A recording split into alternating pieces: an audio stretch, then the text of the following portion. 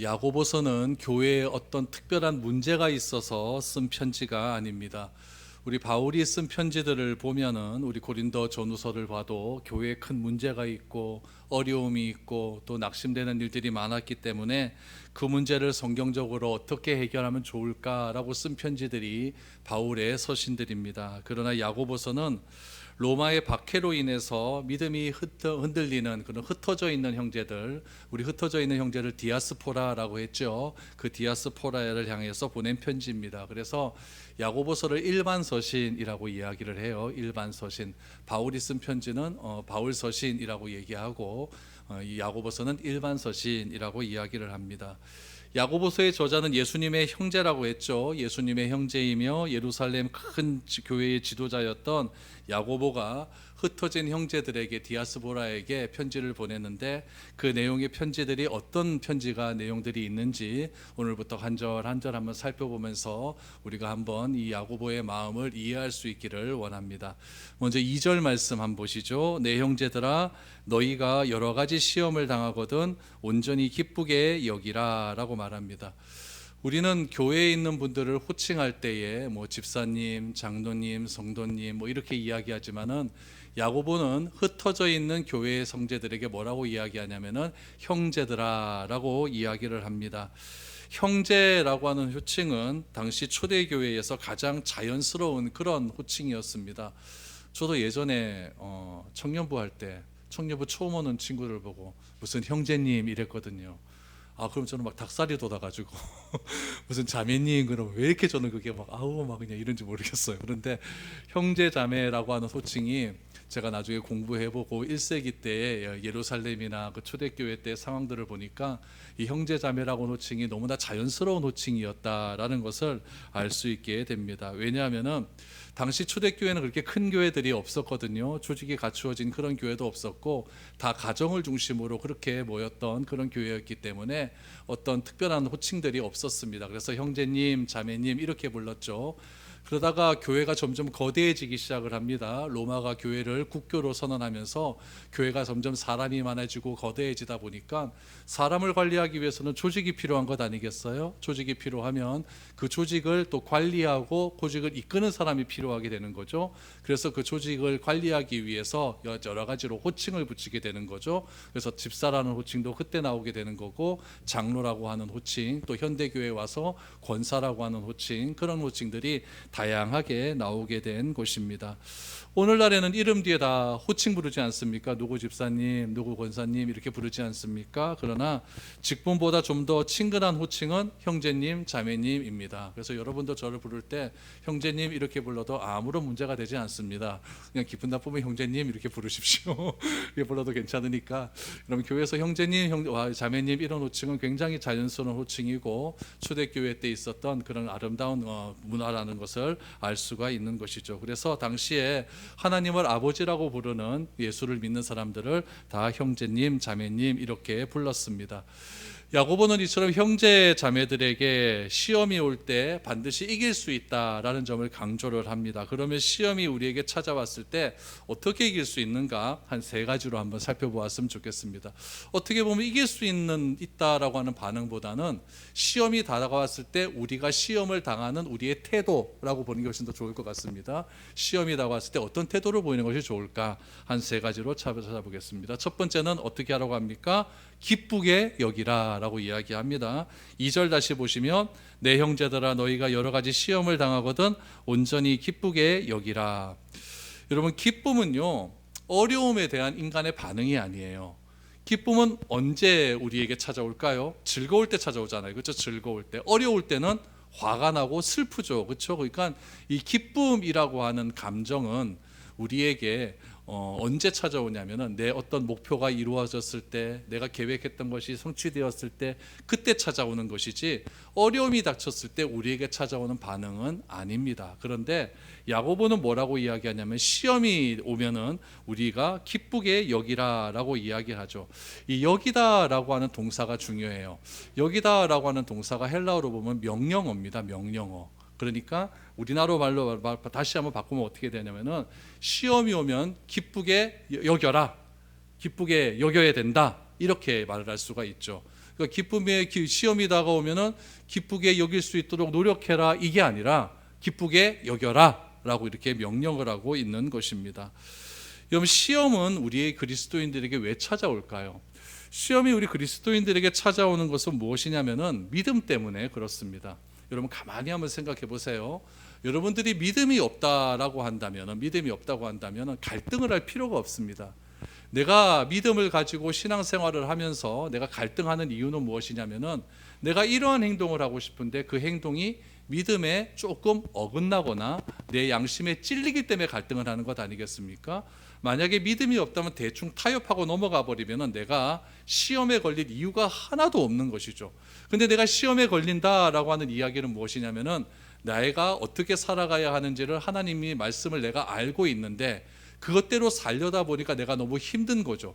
거기서 오는 갈등을 무엇이라고 이야기하느냐? 시험이다라고 이야기하죠. 하나님은 이렇게 명령을 하는데 내가 그거 따라가기가 너무 힘든 거예요. 그러면서 우리에게 뭐가 찾아오느냐? 시험이다라고 찾아올 수밖에 없는 것이죠. 그래서 이 믿음이 있기 때문에 우리는 항상 시험이 찾아온다라는 것을 기억을 해야 됩니다. 그럼 여러분들이 다 믿음을 소유하고 있기 때문에 시험은 온다 안 온다? 온다. 나에게 시험이 없다라고 하는 것은 난 믿음이 없다, 이렇게 생각하시면 됩니다.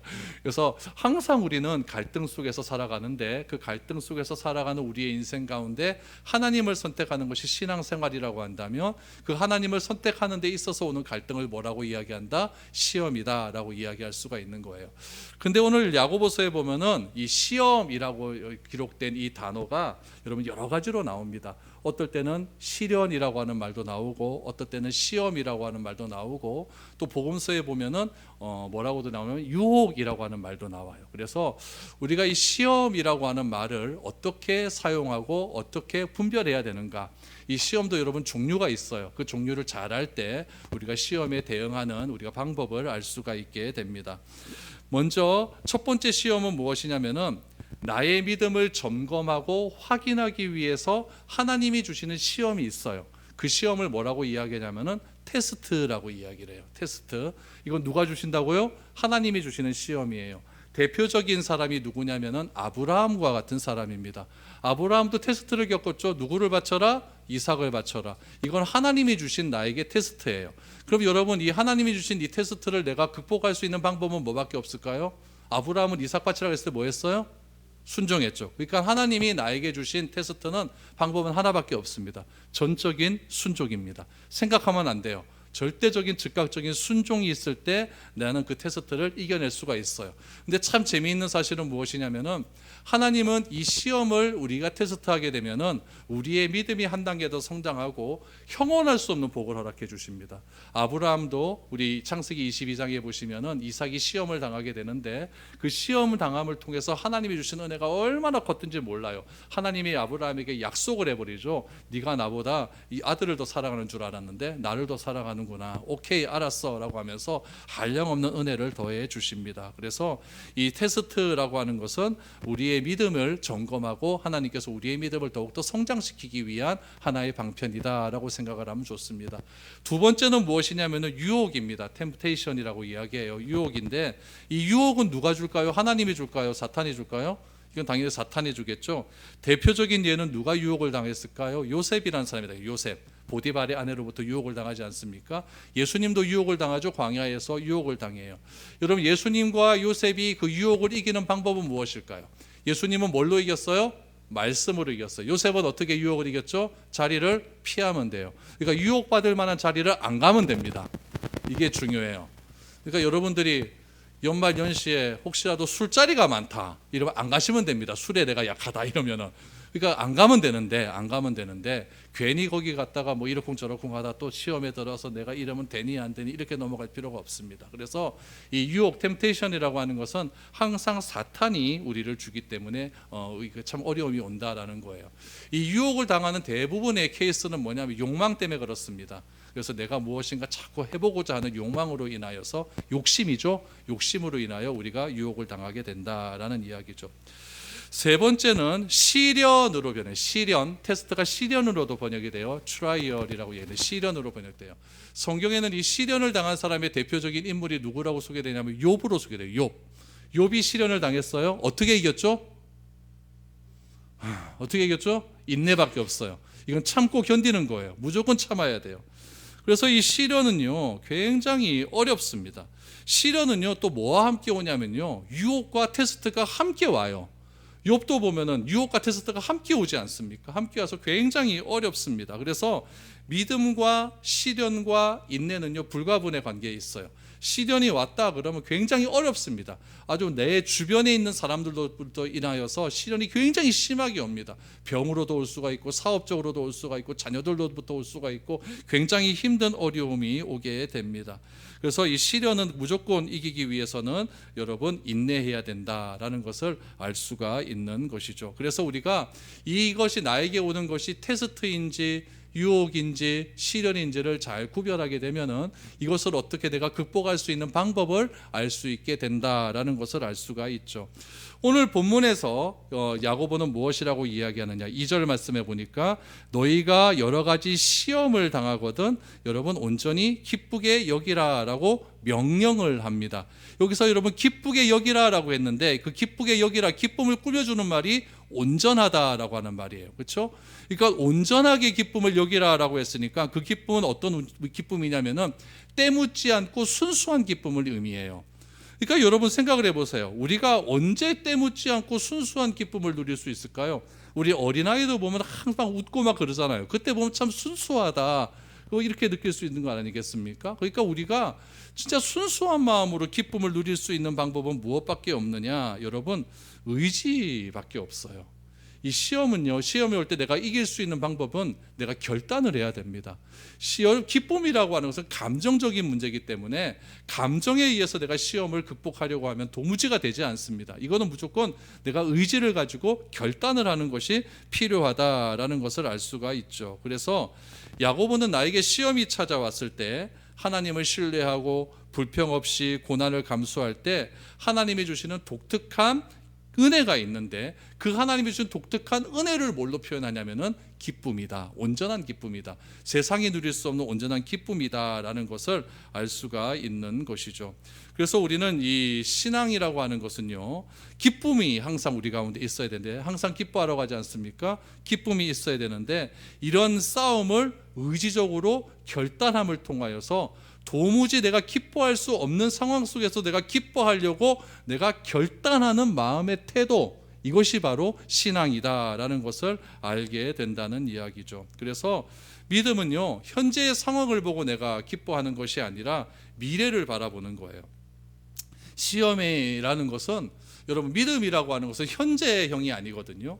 믿음이라는 것은 우리가 앞으로 다가올 것을 기대하는 마음으로 바라는 마음으로 바라보는 것을 우리가 믿음이라고 이야기를 합니다. 그러므로 나에게 시험이 찾아왔어요. 시험이 찾아왔는데 이 시험을 통해서 하나님께서 나에게 분명히 주시는 메시지가 있다. 요거는 장차 미래에 올 것 아니에요. 그 장차 나에게 주시는 복과 메시지가 있다는 것을 믿고 나아가는 거, 미래를 바라보면서 나아가는 거죠. 그럴 때 우리가 이 어려운 시험에서 기뻐할 수 있다라는 거예요. 그래서 이 성경에 보면은 이렇게 시험이 다가왔을 때 미래형인 이 믿음을 바라보고 기뻐하는 것을 무엇에 자주 비유하고 있냐면은 운동선수의 비유를 하고 있어요.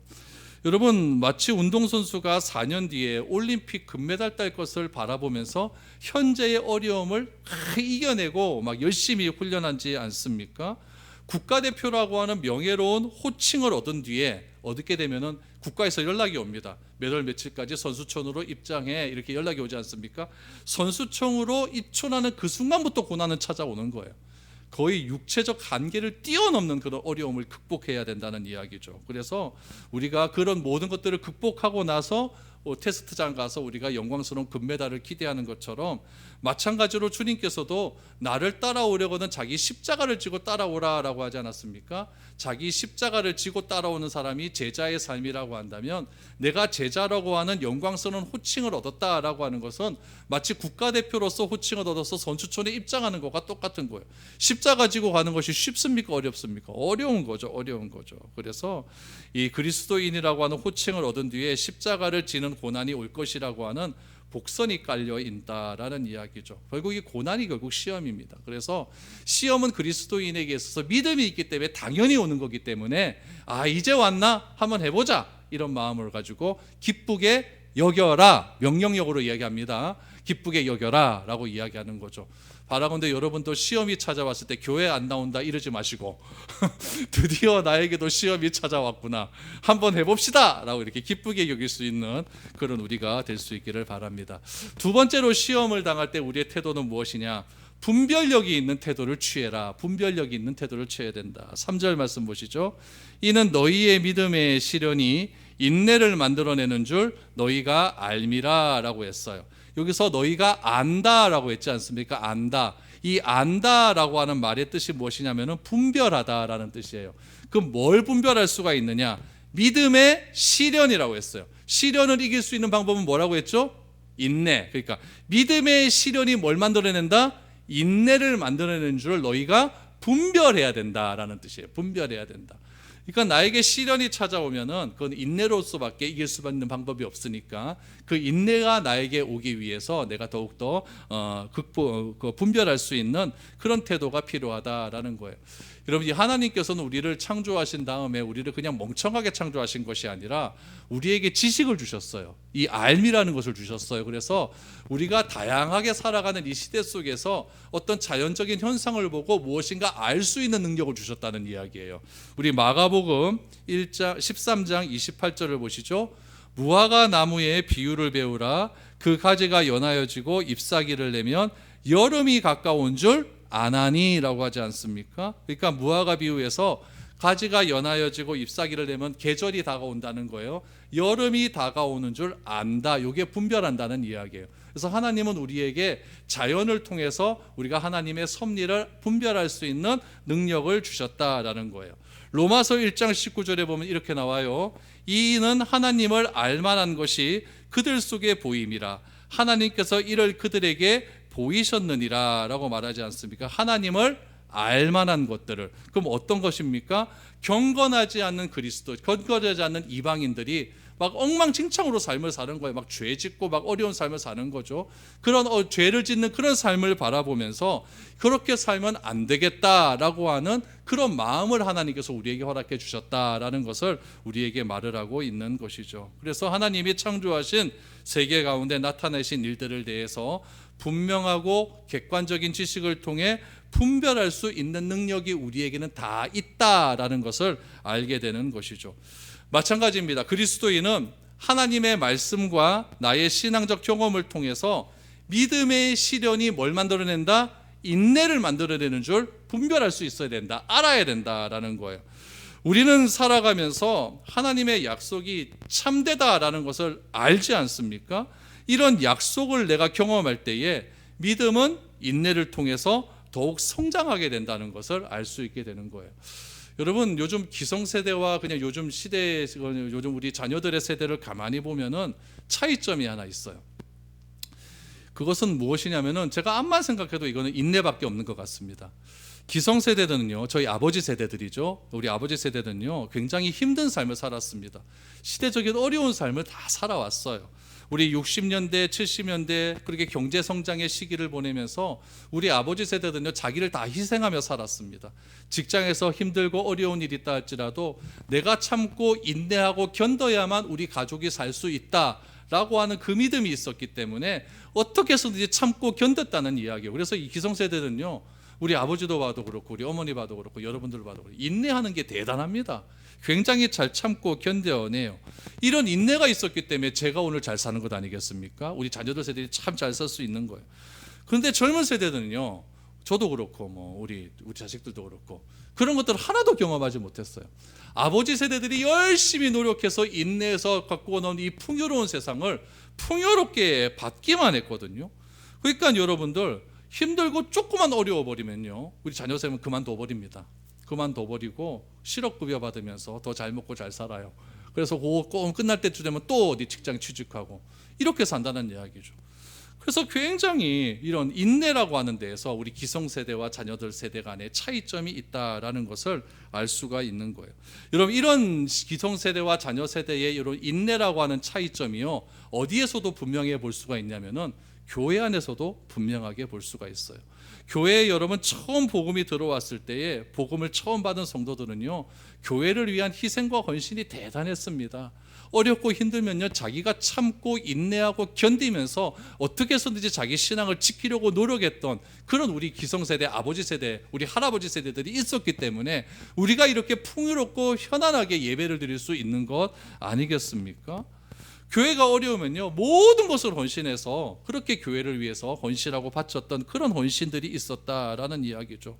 그러니까 결국 믿음이라고 하는 것은요, 믿음의 시련은 결국 인내를 만들어낸다는 거예요. 내가 조금만 참고 견디면 내가 좀 더 잘 될 것이다, 우리 후세가 더 잘 될 것이다 라고 하는 뭐가 있었다? 믿음이 있었기 때문에 견딜 수가 있다는 이야기죠. 그래서 오늘 우리가 배워야 할 것은 무엇이냐? 바로 믿음과 인내라는 이야기예요. 시련은 무엇으로 극복될 수 있다? 인내를 통해서 극복될 수 있다. 이거를 어떻게 해라? 분별해라, 알아라라고 야고보는 이야기하고 있는 것이죠.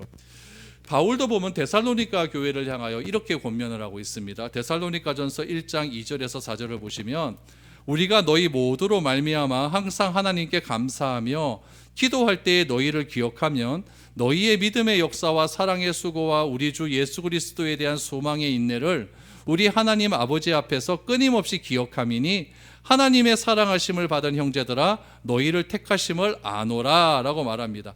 바울이요, 데살로니가 교회를 향하여 첫 번째 편지를 썼을 때는요, 그곳에 있는 성도를 향한 믿음의 염려함들이 있었어요. 여러분, 교회 처음 세우고 나면은 교회 처음 예수 믿는 사람들 오는데 그 사람들이 바로 성장이 됩니까? 안 되잖아요.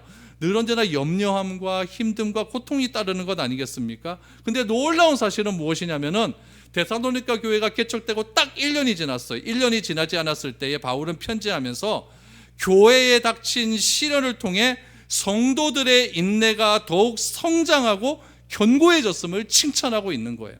우리 데살로니가전서 1장 2절 4절 다시 한번 펴주시겠어요? 거기서 보면 뭐라고 이야기하냐면은 너희를 기억한다는 거예요. 3절 말씀해 보니까 너희 믿음의 역사와 사랑의 수고와 우리 주 예수 그리스도 소망의 인내를 우리 하나님 아버지 앞에서 끊임없이 기억을 했다는 거예요. 하나님의 사랑하심을 받은 형제들아 너희를 택하심을 아노라. 그러니까 바울이 아는 거예요. 바울이 이 교회 성도들이 처음에는 어려웠지만 염려가 있었지만은 교회를 향하여서 교회가 어려움이 닥쳤을 때, 믿음이 닥쳤을 때 참고 견디고 인내하는 그런 인내의 수고가 데살로니가 지방 사방에 퍼졌다는 것을 자기가 기억했다는 이야기죠. 그래서 너희가 참 잘했다라고 칭찬하면서 그렇게 편지를 보내는 것 아니겠습니까? 그러니까 여러분, 우리도 기억할 때에 교회가 힘들고 어려울 때마다 우리가 늘 기억해야 될 것은 인내가 있어야 된다는 거예요. 우리가 하나님께서 반드시 주께서 세우신 교회는 무너지지 않는다.